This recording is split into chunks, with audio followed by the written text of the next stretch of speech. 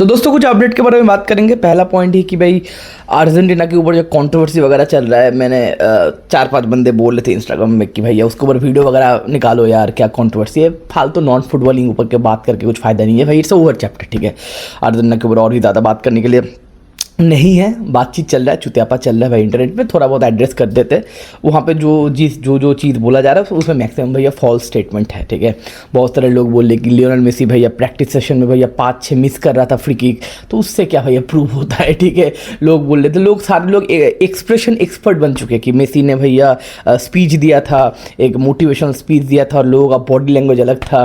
मतलब body language अगर अलग था मेरे भाई, तो भैया आपने 25-30 फाउल क्यों किए? मतलब अगर जीतना नहीं चाहते थे आप, तो लास्ट में 120 मिनट तक आपने रगड़ा क्यों मारे? लास्ट में गोल हो जाता कहीं ना कहीं। एक सिमियोने या फिर कौन बंदे ने एक शॉट मारा था ऊपर से चला गया था, वो भी गोल वगैरह हो जाता। लास्ट तक अब मेहनत कर रहे थे, बुली करने का कोशिश करते स्पेनिश खिलाड़ी को, फालतू का टैकल वगैरह मार रहे थे। एंड उसके बाद बहुत सारे लोग बोल रहे कि भैया मेसी का बीवी बहुत सारे मैचेस में आया, इस मैचेस में क्यों नहीं आया? फॉल्स स्टेटमेंट है। लियोनेल मेसी का बीवी था वहाँ पे। सिमियोने क्यों नहीं आया था वर्ल्ड कप फाइनल देखने के लिए? फॉल्स स्टेटमेंट है, सिमियोने था वहाँ पे। बहुत सारे लोग बोल रहे बाकी खिलाड़ी का भाई फैमिली मेम्बर बहुत सारे लोग नहीं आए थे, फॉल्स स्टेटमेंट है, बहुत सारे फैमिली मेम्बर्स वहाँ पे थे। फीफा ने पुश किया था कि भाई आपको जानबूझ के फुटबॉल वर्ल्ड कप का फाइनल हारना है, तो भैया पॉलिटिकल प्रेशर वगैरह होगा, ठीक है। अब अंदर की बात ना आपको पता चलेगा, ना मेरे को पता चलेगा, लेकिन मेरा एक क्वेश्चन मार्क है, ये सब बकचोदी अर्जेंटीना के साथ ही क्यों होता है मेरे भाई? ये कौन सा घटिया देश है? देखो भाई, जितने सारे मेसी फैंस ही तो अर्जेंटीना को सपोर्ट करते हो। सारे मेसी फैंस को बोलना चाहूँगा, आप ना सिर्फ मेसी को ही सपोर्ट करो, अर्जेंटीना देश को सपोर्ट मत करने आना, डिफेंड करने मत आना। वो आपका देश नहीं है, वो एक खतरनाक तरीके से रेसिस्ट कंट्री है। आप अगर अर्जेंटीना में जाओगे ना, आपको कूट दिया जाएगा, आपको मार दिया जाएगा। तो काइंडली अपना क्या बोलता है, अपना सेल्फ रिस्पेक्ट डाउन करके, अपना इज्जत निछार के मेरे भाई आप अर्जेंटीना को मतलब डिफेंड करने मत आना। वो बहुत बकचोद कंट्री है मेरे भाई। जब वर्ल्ड कप वो लोग जीते, या फिर देखो अर्जेंटीना में ज़्यादा कुछ है नहीं, वहाँ पे पॉलिटिकल प्रेशर, पहले तो ड्रग माफिया चलता था, उसके बाद डिक्टेटरशिप आया था, उसके बाद अभी भी अर्जेंटीना स्टेबलाइज एक कंट्री नहीं है, बहुत ज़्यादा हिपोक्रेट कंट्री है, रेसिस्ट कंट्री है। अर्जेंटीना एक साउथ अमेरिकन कंट्री है, लेकिन वहाँ पे काले लोग नहीं खेलते, आपको पता है, मेरे को पता है, राइट। बहुत सारा हिस्ट्री है, बहुत डार्क पास्ट है अर्जेंटीना का। इतने सारे कॉन्ट्रोवर्सी, FBI पीछे पड़ा है, ने पूरा काला चिट्ठा खोल दिया था 2022 के वर्ल्ड कप के पहले, जो 400 मतलब डील एक फेक कंपनी स्टैब्लिश हुआ था। इसके बारे में बाद में मैं वीडियो बनाऊंगा, अभी भैया नॉन फुटबॉलिंग वीडियो में मैं नहीं बनाऊंगा आने वाले 15-20 दिन तक। तो वहाँ पे एक बोला गया था कि एक कंपनी स्टैब्लिश हुआ था 3 दिन पहले, सेमीफाइनल के 3 दिन पहले कंपनी स्टैब्लिश हुआ था, एंड वो एक नॉन फुटबॉलिंग कंपनी है। And after the world cup जो अर्जेंटीना 300-400 मिलियन कमाया था, उसमें से 25 या 30 मिलियन उस कंपनी को ट्रांसफर करा गया था, और वो नॉन फुटबॉलिंग कंपनी है। तो क्यों ट्रांसफर किया गया था? क्वेश्चन मार्क है। पेडोफाइल का केस है। बहुत गलीज एक कंट्री है, बहुत गलीज वो देश है, बहुत गलीज लोग हैं वहाँ पे, बहुत गलीज गवर्नमेंट में वहाँ पे भैया। वो एक बहुत फालतू वाहियात कंट्री है, ठीक है। इसलिए बार बार कंट्रोवर्सी की बात बोलते हो, क्योंकि उनके पास रिप्रेजेंट करने के लिए, हर एक देश के पास रिप्रेजेंट करने के लिए, वर्ल्ड वाइड में अपना इमेज क्लियर करने के लिए एक वेपन का दरकार है, राइट। हमारे पास एज एन इंडियन, हमारे पास अच्छा आर्मी है, हमारे पास कल्चर वगैरह है, हमारे पास साइंटिस्ट वगैरह हम लोगों ने प्रोड्यूस करते हैं, आर्टिस्ट वगैरह हम लोग प्रोड्यूस करते हैं, जो बाहर जाके कुछ कारनामा करते हैं, राइट। हम लोगों ने भैया मैथमेटिक्स बताओ, साइंस में कुछ कॉन्ट्रीब्यूट किए लाइफ में। एंड यूरोप में बहुत सारा साइंटिस्ट वगैरह है, आर्टिस्ट वगैरह है। अर्जेंटीना में कुछ है नहीं दोस्त। अर्जेंटीना में फुटबॉल है, उनका इमेज क्लियर करने के लिए अर्जेंटीना में सिर्फ फुटबॉल है, ठीक है। इसलिए वो बार बार फुटबॉल का सहारा लेते हैं। वो पहले वाला वर्ल्ड कप बताओ, या फिर माराडोना का वर्ल्ड कप बताओ, या फिर इसके बाद जो फेवरेटिज्म मिलता है अर्जेंटीना को, उनके पास एक ही वेपन है पूरे वर्ल्ड में स्टैब्लिश करने के लिए, फिर अपने आप को थोड़ा वाइट वॉश करने के लिए। भैया हम लोग भी अच्छे कंट्री, हम लोग रेसिस्ट नहीं है। रेसिस्ट तो बहुत सारे लोग हैं, उरुग्वे, पैराग्वे, अर्जेंटीना सारे रेसिस्ट कंट्री। पैराग्वे का भैया जो वो कौन था, एम्बापे को क्या सब बोला, चिंपांजी वगैरह बोल के चला गया, स्टेटमेंट दे दिया भैया। हम लोग मजाक मजाक में कहते, वो साला ऑफिशियल स्टेटमेंट दे दिया कि चिंपांजी वगैरह। इस लेवल का भैया हिपोक्रेसी या फिर इस लेवल का रेसिज्म चलता है मेरे भाई। तो काइंडली अपना सेल्फ रिस्पेक्ट गिरा के अर्जेंटीना को डिफेंड करने मत आओ, बहुत चूतिया कंट्री है। आप मेसी से प्यार कर सकते हो, मेसी से प्यार करो, अर्जेंटीना से प्यार मत करो मेरे भाई। आप फुटबॉल एस्पेक्ट पे सपोर्ट करते हो, फुटबॉल एस्पेक्ट पे सपोर्ट कर सकते हो, लेकिन देश को काइंडली सपोर्ट मत करो, और आपका वो देश भी नहीं है, ठीक है। इसके बारे में बात करके कुछ फायदा नहीं है, थोड़ा बहुत एड्रेस मैंने कर दिया। बहुत फॉल्स स्टेटमेंट है। अभी पोल खुल चुका है मेरे भाई, बहुत सारे लोग प्रेशर क्रिएट कर रहे हैं क्योंकि भाई ये वर्ल्ड कप के बाद अर्जेंटीना का जो इमेज का डैमेज हुआ है मेरे भाई, और अर्जेंटीना का जो फेडरेशन है वो ये बोले कि भाई हम लोग ना केस फाइल करेंगे जो हम लोगों को इंटरनेट में डिफेम कर रहा था। ठीक है चलो मूव करते हैं, अर्जेंटीना फुद्दू है। चलो अब बात करते हैं भैया कुछ क्लब फुटबॉल से। अभी भाई क्लब फुटबॉल के बारे में बातचीत करेंगे, ठीक है। और भैया मैं नहीं ले पा रहा हूँ यार अर्जेंटीना को। चलो अब पहला पॉइंट ये कि रियल मैड्रिड के ऊपर हम लोग बात करते हैं मेरे भाई। रियल मैड्रिड से पिछले 6 महीने से लिंक भैया रोड्रिगो हर्नांडेस एंड मिडफील्डर का दरकार हमारे पास है, टेम्पो कंट्रोलर हमारे पास नहीं है आफ्टर टोनी क्रूज रिटायरमेंट। तो रॉड्रिगो पर बातचीत करा जा रहा था, लेकिन रॉड्रिगो था ACL, रॉड्रिगो के पास फॉर्म नहीं था, लेकिन फिर से रॉड्रिगो के पास फॉर्म वापस आ चुका है। Best player in the world cup 2026 हो चुका है। एंड तो फ्लोरेंटिनो पेरेस या फिर जितने सारे हमारे अंदर मैनेजमेंट है तो रॉड्रिगो पर ज़्यादा मोटिवेटेड है। एंड रॉड्रिगो मैन सिटी का कॉन्ट्रैक्ट भी रिन्यूअल नहीं कर रहा है और बिल अपने देश में वो बैक करना चाहता है, 30 एज का हो चुका है। अब यही पॉइंट है मेरे भाई कि रॉड्रिगो कितना साल आपको दे पाएगा, ठीक है। रॉड्रिगो का 1 साल का कॉन्ट्रैक्ट है, मैन सिटी उसको कॉन्ट्रैक्ट प्रोवाइड कर रहा है, रॉड्रिगो साइन नहीं कर रहा है। 6 महीने से ये लोचा चल रहा है, मतलब रॉड्रिगो कहने की मस्जिद में आना चाहता है, अपने देश में लौटना चाहता है। अब 30 साल का बंदा है, ठीक है। कितना साल लगेगा फिर कितना साल दे पाएगा रॉड्रिगो हाई स्टेज पे, ये है क्वेश्चन मार्क। अब रॉड्रिगो के लिए कितना प्राइस गारंटी मूव हार के वो लोग 80-90 मिलियन मांगेंगे, 100 मिलियन मांगेंगे। चलो फिर 80-90 मिलियन में ये डील कंफर्म होता है, रॉड्रिगो को लेना चाहिए, बहुत बड़ा क्वेश्चन मार्क। रॉड्रिगो का पॉजिटिव पॉइंट क्या है, रॉड्रिगो आएगा तो हम लोगों का मिडफील्ड स्टैब्लिश हो जाएगा, खत्म। हमारा जो मिडफील्ड में चिल्ला था वो सेटल हो जाएगा। टेम्पो कंट्रोलर, हाईएस्ट लेवल का टेम्पो कंट्रोलर मिल जाएगा। आने वाला 1-2 सीजन तो खड़ी बढ़िया तरीके से भैया वो बंदा काम कर देगा, फॉर्म में भी है, मेंटल स्टेट पे भी है, उसे उनके साथ काम करेगा, अपने देश में काम करेगा, आराम से काम हो जाएगा। क्वेश्चन मार्क है कि 80-90 मिलियन खर्चा करने के बाद ये बंदा कितना साल हम लोगों को देगा। मे भी 30 साल है भैया, 30 साल बाद बहुत सारे लोगों का बॉडी खत्म हो जाता है, मे भी 30 साल तो 3 साल तो 3 साल के लिए क्या 80-90 मिलियन जायज़ है, कर सकते हो। अगर रॉड्रिगो अब लेके आ सकते हो तो किसको बाहर निकालोगे? सबसे बड़ा ऑप्शन होगा चुआमेनी को यूनाइटेड में बेचो 100 मिलियन में और वहाँ पे 80 मिलियन रॉड्रिगो दे दो, हो गया।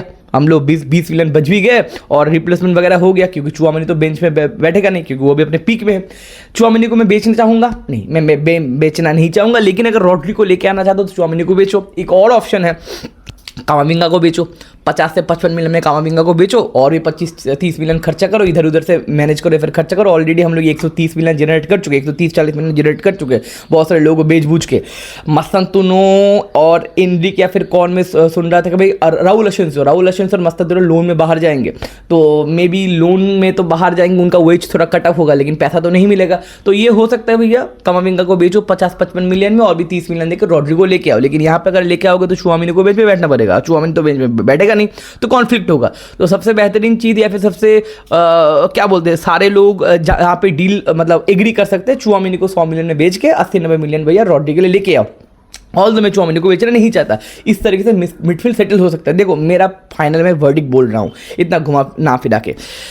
हम लोगों को अकॉर्डिंग टू मी, मैं बाद में वीडियो लेके आऊँगा, हम लोगों को ना 4-3-3 में शिफ्ट होना चाहिए। रियल मैड्रिड 4-3-3 में अपना स्ट्रक्चर बिल्ड कर पाता है या फिर फुटबॉल खेल पाता है। अब 4 तो ठीक है, 3 में क्या होगा? 3 में अगर आप रॉड्रिगो लेके आ पाते हो, Federico Valverde, Jude Bellingham, up front में एम्बापे, राइट हैंड साइड पे ओलिसे खरीदना चाहते हो, ठीक है, ओलिसे खरीद लो। लेकिन मेरे को लगता है विनीशियस को बेचो, विनीशियस और एम्बापे एक साथ मिलकर नहीं खेल सकते। अगर एम्बापे को आप खिलाना चाहते हो, मेन बनाना चाहते हो, अगर लेफ्ट विंगर पे शिफ्ट करना चाहते हो, एक हार्ड वर्किंग स्ट्राइकर लेके आओ जो सेक्रीफाइस करेगा, जो मेहनत करेगा। अगर आप बोलते हो नहीं भाई एम्बापे को मैं सेंट्रल चैनल से खिलाना चाहूंगा, तो लेफ्ट हैंड साइड पे एक मेहनती हार्ड वर्किंग ट्रैक बैक करने वाला एक विंगर लेके आओ। तो आपके पास आउट गोइंग, अगर आप ओलिसी और रॉड्री दोनों को लेके आना चाहते हो, अकॉर्डिंग टू मी बहुत हार्श रियलिटी होगा, बहुत सारे लोग बोलेंगे अरे क्या बोल रहे हो आप, चुआमेनी और विनीशियस को बेचो। चुआमेनी के जगह पे रॉड्रिगो लेके आओ, विनीशियस के जगह पे ओलिसी को लेकर, मतलब राइट हैंड साइड पे ओलिसी खेलेगा, क्रिएटर हो गया भैया, एंड लेफ्ट हैंड साइड पे आपका कोई हार्ड वर्किंग मिडफील्डर हो जाएगा। सेम जिस तरीके से होसे मोरिनो के स्ट्रक्चर में हम लोग खेलते थे। होसे मोरिनो के स्ट्रक्चर में हम लोग कैसे खेलते थे भैया? हमारे मिडफील्ड में कौन था? टेम्पो कंट्रोलर जावी अलोंसो की जगह पे अब आ जाएगा रॉड्री। एक बंदा बॉक्स टू बॉक्स हरामी जो हमारा अभी है फेडेरिको वेल्वेर्दे, वहां पे कौन था? खदीरा था, समी खदीरा था, राइट। अब ऊपर खेलता था भाई उजील आपका क्रिएटर, वहां पे भैया हमारा जूड बेलिंगम आ जाएगा, हो गया। राइट हैंड साइड पे खेलता था एंखल दी मारिया, वहां पे आ जाएगा ओलिसी। लेफ्ट हैंड साइड पे खेलता था क्रिस्टियानो, वहां पे आ जाएगा कोई हार्ड वर्की, मतलब क्रिस्टियानो खेलता था। और सेंटर चाइल्ड से हिगुएन और बेंजेमा खेलता था, जो सैक्रिफाइस करता था, मेहनत करता था। तो एम्बापे को अगर फ्रीडम देना चाहते हो तो लेफ्ट हैंड साइड पे आप मेहनती एक विंगर को लेके चले आओ जो भाई 90 मिनट तक प्रेसिंग करेगा। तो ये 4-3-3 का स्ट्रक्चर हम लोग अगर फिर से बिल्डअप कर देते होते उन्होंने स्ट्रक्चर में, तो आई थिंक ज़्यादा अच्छा कुछ होगा। क्योंकि भैया हमें अच्छा फुटबॉल खेलना है, हमें प्रेसिंग काउंटर प्रेसिंग अच्छा करना है, पोजीशन बेस्ड फुटबॉल खेलना है, कंट्रोल वाला फुटबॉल खेलना है। और ये मतलब विदाउट सिस्टम और विदाउट बैलेंस हम लोग फुटबॉल नहीं करते थे। ये मेरा फाइनल वर्डिक्ट है। अगर आपको ये प्लेयर लेके आना चाहिए तो ये प्लेयर भी बेचना चाहिए। तो ये हो गया भाई रियाल दे मद्रिद का। अब देखना पड़ेगा ओलिसे को ओवर हम लोग कितना जाते हैं, हम लोग को देखना पड़ेगा रॉड्रिगो ओवर कितना जाते हैं। देखते क्या ये सब डिसीजन ले पाएंगे हमारे फ्लोरेंटिनो पेरेस या फिर हमारे मैनेजमेंट, बात करेंगे, ठीक है। उसके बाद हम लोग बात करेंगे थोड़ा मैनचेस्टर के बारे में। एंड मुझे बहुत बढ़िया लगा माइकल कैरिक का ये स्टेटमेंट, चुम्बेश्वरी। हम लोग ट्रांजिशन में रिलाई करना नहीं चाहते, हम लोग पोजीशन बेस्ड फुटबॉल खेलना चाहते हैं। यस, मैं फिर से बोल रहा हूं, मॉडर्न फुटबॉल में अगर आप कंट्रोल फुटबॉल नहीं खेलते, प्रेसिंग काउंटर प्रेसिंग आपका टीम का अच्छा नहीं है, तो आपका एरा नहीं आएगा। मैनचेस्टर यूनाइटेड या फिर जितने सारे बड़े क्लब्स है, म्यूनिक बताओ, बार्सा बताओ, मद्रिद बताओ, लिवरपूल, सिटी, सारे लोग अपना एरा लेके आना चाहते हैं। अब सिटी का एरा चल रहा है, अब एरा खत्म हुआ, अब मतलब बाहर गया। अगर आप एरा लेके आना चाहते हो, एरा मतलब डोमिनेशन, ब्यूटीफुल फुटबॉल, ट्रॉफी ऊपर नीचे हो सकता है। लिवरपूल भैया अपने एरा में एक ही वर्ल्ड कप बोल रहे हैं, चैंपियंस लीग जीता और एक ही प्रीमियर लीग जीता। योर्गन क्लॉप भैया एक ही तो प्रीमियर लीग जीता, एक ही तो वो भी एरा था। क्यों? क्योंकि बढ़िया फुटबॉल खेलते थे, डोमिनेशन करते थे। उनको हराने के लिए बहुत कुछ खराब होना दरकार है, उसके बाद आप उनको हरा पाओगे। कंसिस्टेंटली 10 मैच देखोगे तो 8 मैच लिवरपूल अच्छा खेलता था, बढ़िया खेलता था, ऐसा न्यूट्रल मजा आता था। मैं लिवरपूल का रेगुलर मैच वो अच्छा था। वाई? बिकॉज योर्गन क्लॉप वो मेरे को मजा देता था। तो अगर आप एरा लेके आना चाहते हो मेरे भाई, तो आपको पोजीशन बेस्ड फुटबॉल खेलना पड़ेगा, कंट्रोल फुटबॉल खेलना पड़ेगा। मॉडर्न फुटबॉल में काउंटर प्रेसिंग आपका ठीक ठाक होना चाहिए, बॉल रखने वाला खिलाड़ी आपके पास है। आपको पोजीशन बेस्ड फुटबॉल खेलने के लिए आपको 4-3-3 में वापस जाना पड़ेगा। और अगर 4-3-3 में अगर आपको वापस जाना है तो माइकल कैरिक के पास ये ब्लूप्रिंट है कि उनके दिमाग में, बहुत बढ़िया लगा, बहुत बढ़िया, थैंक यू माइकल कैरिक, कि वो सोच रहा है कि भैया रिजल्ट ठीक है भैया, प्रीमियर लीग जीतना, ठीक है, अच्छा फुटबॉल खेलना है। पहले हम लोग को फुटबॉल वाइज डेवलप करना है। अगर फुटबॉल वाइज डेवलप करना है तो आपको भैया 4-3-3 में आपको बैक करना पड़ेगा। लेकिन अभी हम लोग नहीं कर सकते एज यूनाइटेड, क्योंकि हमारे पास ब्रूनो ही came from Sporting like Cristiano है, वो नंबर 10 खेलेगा। पीछे आपके पास भैया टेलेमेंस हम लोगों ने साइन किया, संतोष हम लोगों ने साइन किया। एक एथलेटिक मिडफील्डर चाहिए जो बुली करेगा, मेहनत करेगा, यार बॉल जीतेगा, ऐसा बॉल जीतने वाला मिडफील्डर चाहिए। बाद में इसको भी ट्रांजिशन करना पड़ेगा, मिडफील्ड और भी ज़्यादा बैलेंस या फिर मिडफील्ड और भी ज़्यादा कंट्रोल वाले मिडफील्डर लेके आने पड़ेंगे। लेकिन अभी के मैच में, अभी के सीजन में मैं चाहता हूँ ऐसे हम लोग एक मिडफील्डर को फाइंड करें जो बॉल जीतेगा भी, लेकिन जिसके पास बॉल का कंट्रोल भी बढ़िया है भैया, ठीक है। ऑफ द बॉल सिर्फ मेरे को मिडफील्डर नहीं चाहिए भैया, मेरे भाई ऑन द बॉल मेरे को मिडफील्डर चाहिए, बॉल रखने वाला मिडफील्डर चाहिए। According to me obviously premier league में 2 ऑप्शन है, एक कार्लोस बलेवा है जो बॉल के साथ भी अच्छा है, बॉल जीत भी सकता है, और दूसरा एलेक्स स्कॉट के ऊपर बातचीत कर रहा है। अब देखना पड़ेगा, मेरे को पता नहीं क्या होगा। लेकिन टिलेमेंस का साइनिंग बहुत बढ़िया था भैया, वो भैया डिक्टेट कर सकता है, वो भैया एज अ मिडफील्डर खेल सकता है, जो भैया बॉल के साथ रोल करता है बंदा।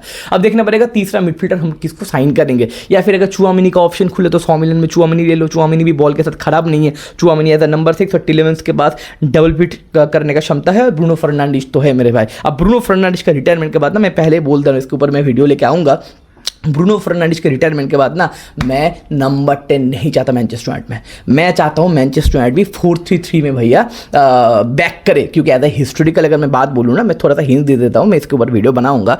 सिटी ने जो एरा बनाया था, बार्सा ने जो एरा बनाया था, मद्रिद का जो 3-पिट था, इस सारे लोग ना 4-3-3 स्ट्रक्चर में खेलते थे, क्योंकि इसमें आपका शेप या फिर सिस्टम ज़्यादा अच्छा रहता है, सारे लोगों को पता है, ठीक है। तो चलो देखना पड़ेगा कौन सा मिडफील्ड को हम लोग चूज कर सकते हैं। उसके बाद मैनचेस्टर यूनाइटेड को एक सेंटर बैक भी चाहिए, क्योंकि लिसांड्रो मार्टिनेज फिर से इंजरी हो चुका है, डिलीट पता नहीं कहाँ पे, और हैरी मैगुआयर का एक सीजन ही बचा है। तो हमारे पास जो सेंटर बैक है वो बहुत यंग है, हेबेन है हमारे पास कौन है बंदा, लेनियूर है, बहुत सारा यंग है। तो देखना पड़ेगा सेंटर बैक हम लोग क्या साइन करते कि नहीं, या फिर लिसांड्रो मार्टिनेज को हम लोग बेचते कि नहीं। उसके बाद हमारे पास एक लेफ्ट बैक भी चाहिए। अब देखना पड़ेगा भाई, मैनचेस्टर यूनाइटेड का भैया बहुत लंबा सीजन, मतलब बहुत लंबा ट्रांसफर विंडो जाने वाला है। हम लोग थोड़ा फ्रेंडली का भी थोड़ा बहुत कवर अप करेंगे, एंड ये होल थिंग मेरे भाई। तो देखना पड़ेगा मैनचेस्टर यूनाइटेड अगला साइनिंग किसको करेगा, और मैनचेस्टर यूनाइटेड का साइनिंग के ऊपर किसी के ऊपर कोई मतलब न्यूज़ वगैरह किसी के पास न्यूज़ नहीं है। वो बहुत बढ़िया लग रहा है मेरे को कि मैनचेस्टर यूनाइटेड का न्यूज़ लीक होता था और बात चलता था कब आएगा कब आएगा, किसी के पास कोई न्यूज़ नहीं मैनचेस्टर यूनाइटेड का, ठीक है। जब साइनिंग आएगा फट करके साइनिंग आ जाएगा, पटक करके भैया हेरिगो आ जाएगा, ठीक है। बहुत बढ़िया है भैया। After a long period Manchester United का जो मैनेजमेंट है बहुत सख्त एंड बहुत ज़्यादा प्लानिंग वाइज काम करते हैं। हम लोग किसी को ओवर पे नहीं कर रहे भाई। सांतोस का भैया सैलरी देखना भैया, मैंने देखा था कितना, बहुत 70-80 के फिर 100 के अंडर है सैलरी सांतोस का। बहुत बढ़िया सैलरी, वेज स्ट्रक्चर और पैसा हम लोग बहुत फूक फूक के रख रहे हैं मेरे भाई, किसी को हम लोग ओवर पे नहीं कर रहे। अच्छा मैनेजमेंट है, बढ़िया काम चल रहा है। तो ये है टोटल मिला के मामला। बात करेंगे और भी ज़्यादा, आपका क्या अपडेट वगैरह है या फिर कौन सा आपका कुछ पॉइंट ऑफ व्यू, तो नीचे कॉमेंट सेक्शन में जरूर लिखना। मिलता आने वाले वीडियो में, टेक केयर।